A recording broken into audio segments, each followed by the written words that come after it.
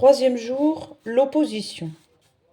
S'il est exact, s'il est même nécessaire de constater que les œuvres de Dieu rencontrent toujours de l'opposition, il reste néanmoins douloureux d'avoir à le faire. Dieu n'agit en rien que pour notre salut éternel. Donc toute manœuvre qui s'oppose au dessein de Dieu entrave par là même le salut éternel de bien des âmes et pousse à leur damnation.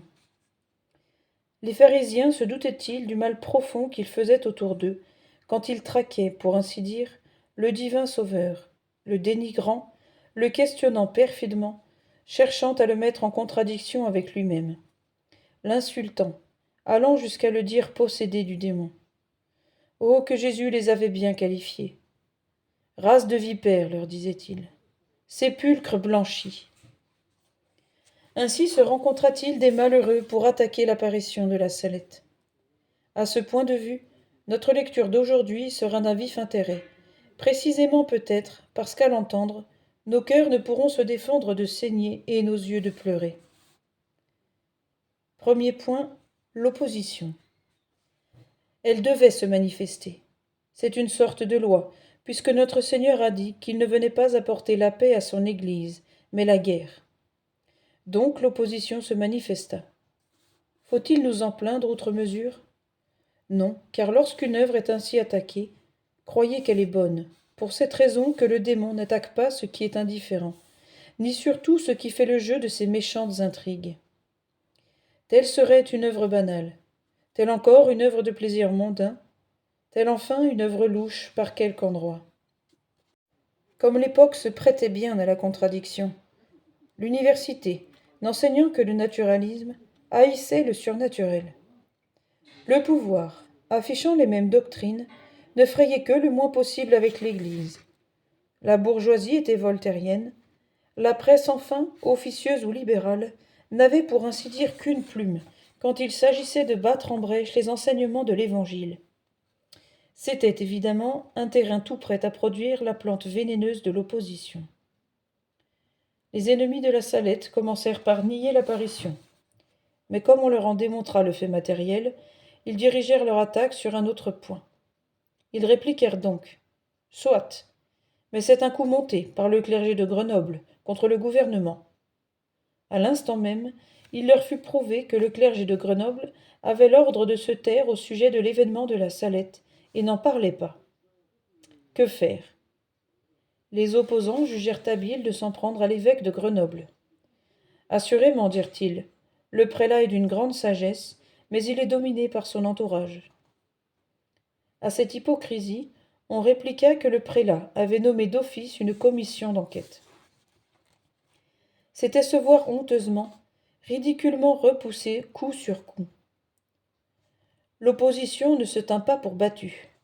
Elle lança dans la mêlée certains ministres protestants, qui, heureux de cette occasion de faire pièce au culte de la Sainte Vierge, déclarèrent sans hésiter que l'événement de la Salette était simplement une diablerie. Les petits pâtres les confondirent d'un mot. « Est-ce que le diable, répondirent-ils en haussant les épaules, défend le blasphème et le travail du dimanche ? Qui croirait que l'opposition se fit romanesque ?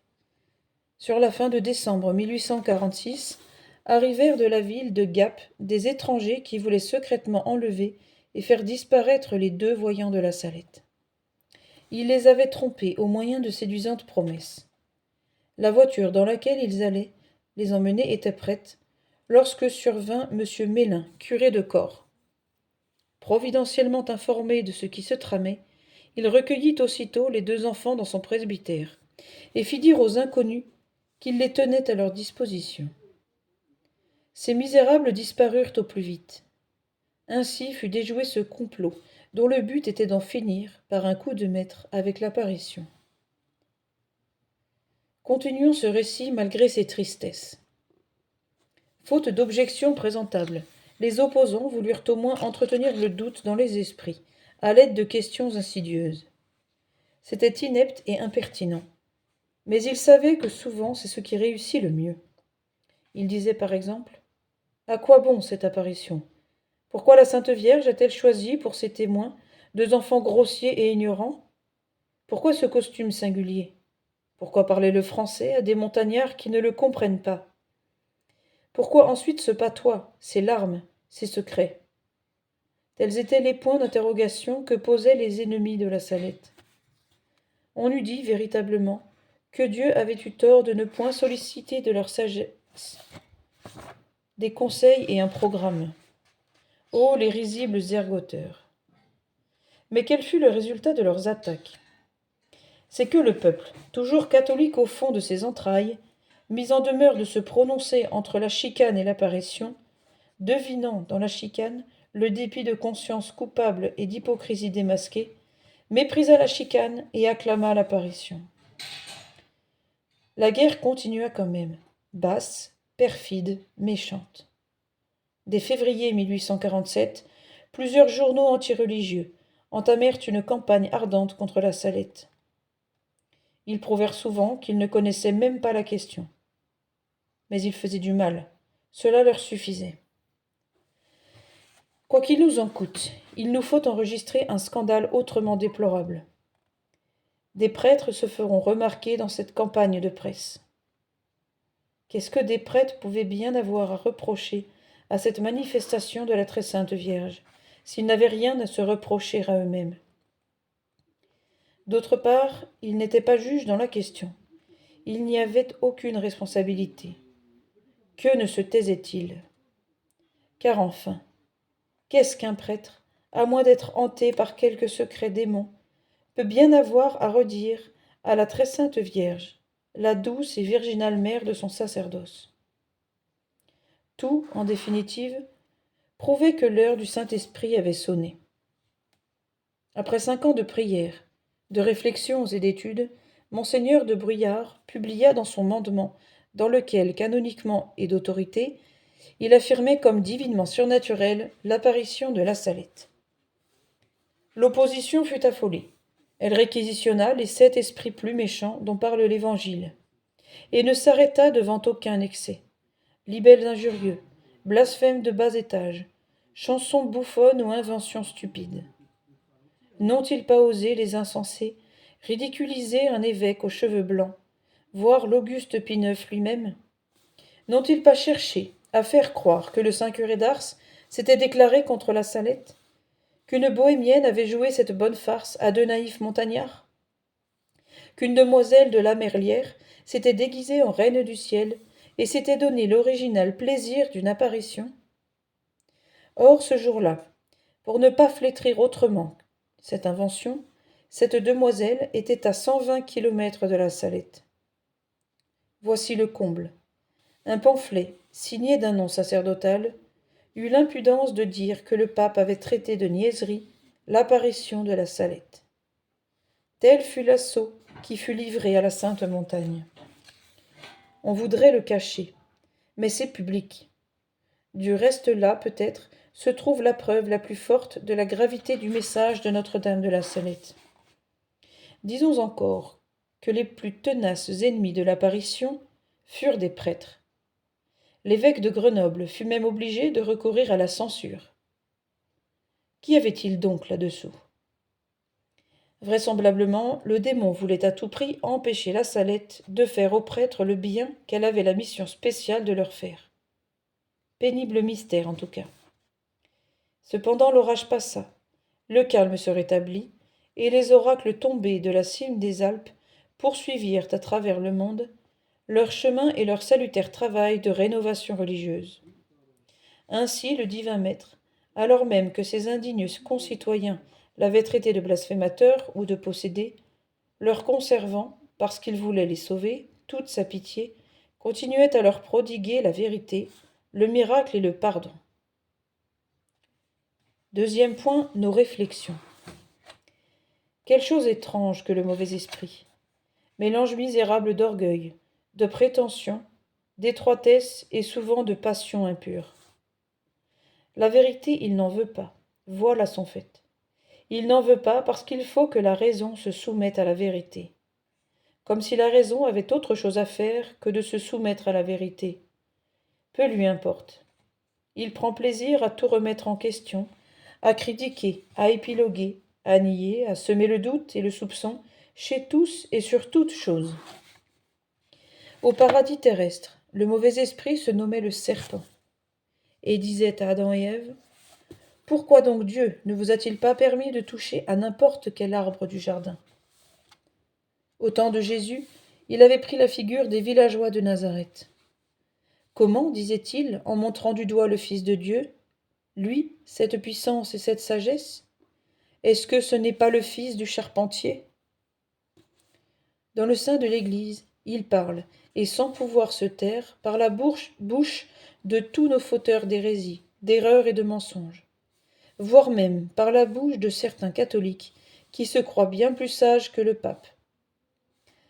Quand enfin la Mère de Dieu vient donner à la France les plus salutaires avertissements, comme elle l'a fait à la Salette, ils disent encore « Allons donc, comment croire que la Sainte Vierge se soit manifestée à de gardeurs de vaches ?» La vérité, le mauvais esprit n'en veut pas. Pourquoi ? Parce que la vérité impose logiquement la vertu, et qu'à son tour, la vertu impose le combat contre les envahissements de la vie charnelle. Comme l'on veut se contenter d'une honnêteté de convention, et surtout d'une vertu qui n'exige aucun sacrifice vis-à-vis des lois chrétiennes de l'Église, ni même vis-à-vis des lois naturelles du décalogue, on repousse dès lors toutes les austérités de la vérité. Ne sommes-nous point dans une ère heureuse de mœurs faciles ? Où donc est le mal ? Ainsi raisonnait, malgré la parole claire, ardente et vengeresse du Fils de Dieu, l'orgueil, la cupidité, l'hypocrisie et les autres vices des pharisiens. Ainsi résonne encore cette erreur qui empoisonne notre siècle, la libre pensée. On se l'explique, car cette fureur de penser librement, c'est-à-dire contre ou malgré toute vérité de foi, ne vise qu'un seul but, assouvir la fureur de la libre conscience, c'est-à-dire tous les sans-gêne et toutes les immoralités. Quand une société déchire le credo, elle foule aux pieds le décalogue. Sans croyance, elle est sans mœurs. C'en est fait. Si elle ne se corrige, elle doit mourir. Jérusalem, Jérusalem, disait Jésus en pleurant, toi qui tues les prophètes, l'heure vient où tu ne seras plus qu'un désert. En effet, le mauvais esprit va jusqu'à vouer une nation, sa propre patrie même, à la décadence et à la mort, plutôt que de se reconnaître et de se repentir. Jésus avait conjuré Jérusalem d'accepter les bénédictions de son évangile. Jérusalem préféra les malédictions de sa colère. La France va-t-elle imiter Jérusalem ? Au lieu du bon sens et de l'humilité qui demandent grâce, va-t-elle se pétrifier dans la folie et l'orgueil qui se moquent du tonnerre ? Ah Seigneur, puisse enfin votre grâce briser les portes de nos esprits et y faire rentrer la vérité, car la vérité seule nous délivrera de la tyrannie du mensonge, du vice et du péché.